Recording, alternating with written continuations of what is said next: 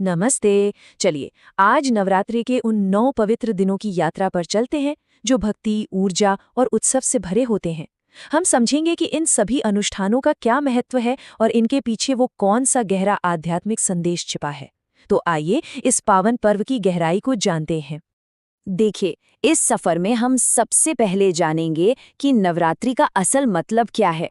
फिर इसके आध्यात्मिक महत्व को समझेंगे।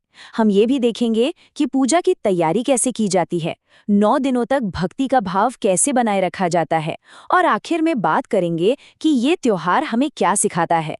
तो चलिए शुरुआत करते हैं अपने पहले पड़ाव से, 9 रातों की शक्ति। आखिर ये नवरात्रि है क्या?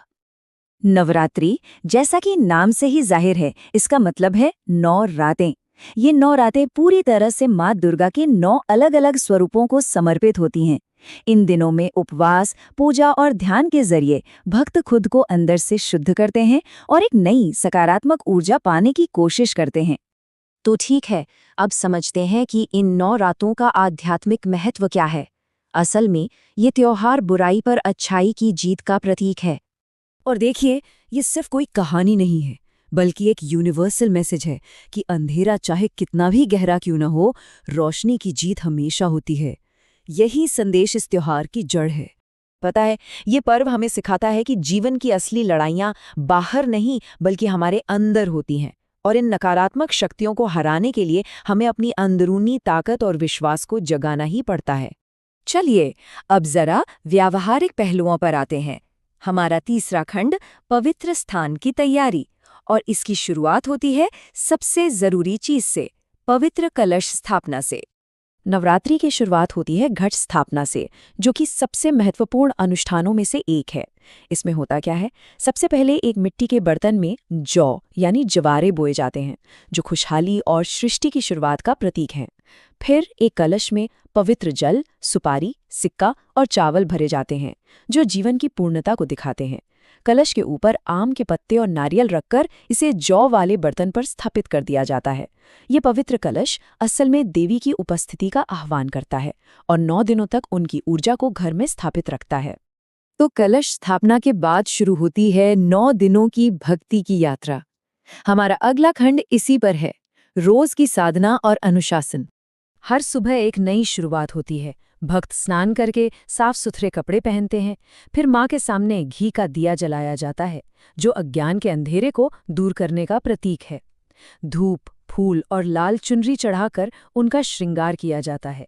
इसके बाद दुर्गा सप्तशती का पाठ होता है और ओम दुम दुर्गायाय नमः मंत्र के जाप से पूरा माहौल भक्तिमय हो जाता है। अच्छा, व्रत सिर्फ भोजन का त्याग नहीं है, ये तो अनुशासन और आत्मसंयम का एक बहुत शक्तिशाली तरीका है। इन 9 दिनों में कई लोग बस फल खाते हैं या एक समय सात्विक भोजन करते हैं। प्याज लहसुन जैसे तामसिक भोजन से तो बिल्कुल दूर रहते हैं। लेकिन इससे भी ज्यादा जरूरी है अपने मन की पवित्रता बनाए रखना। असली मकसद तो शरीर और मन दोनों को शुद्ध करना है, ताकि देवी की ऊर्जा को और करीब से महसूस किया जा सके। ये समय आत्मनियंत्रण का भी है, मतलब गुस्सा और नेगेटिव थॉट्स से दूर रहकर मन को शांत रखना, अपनी बातों में मिठास रखना और घर में भजन और मंत्रों से एक सकारात्मक, एक दिव्य माहौल बनाना। अब हम त्योहार के समापन की ओर बढ़ रहे हैं। हमारा 5वां खंड पूजा का समापन, जिसमें अष्टमी और नवमी के खास समारोह शामिल हैं। अष्टमी या नवमी पर एक बहुत ही प्यारा और दिल को छू लेने वाला अनुष्ठान होता है, कन्या पूजन। इसमें 9 छोटी बच्चियों को देवी का साक्षात रूप मानकर घर बुलाया जाता है। उनके पैर धोकर, माथे पर तिलक लगाकर उनकी पूजा की जाती है।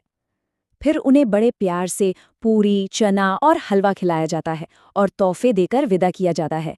ये नारी शक्ति के सम्मान का एक बेहद खूबसूरत प्रतीक है। पूजा का समापन होता है हवन के साथ। पवित्र अग्नि में स्वाहा मंत्र के साथ आहुति दी जाती है।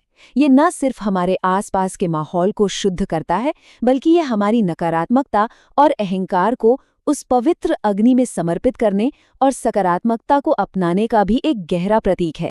और अब आते हैं हमारे अंतिम खंड पर, खंड 6, नवरात्रि का स्थायी संदेश, जो है विश्वास, शक्ति और शांति का।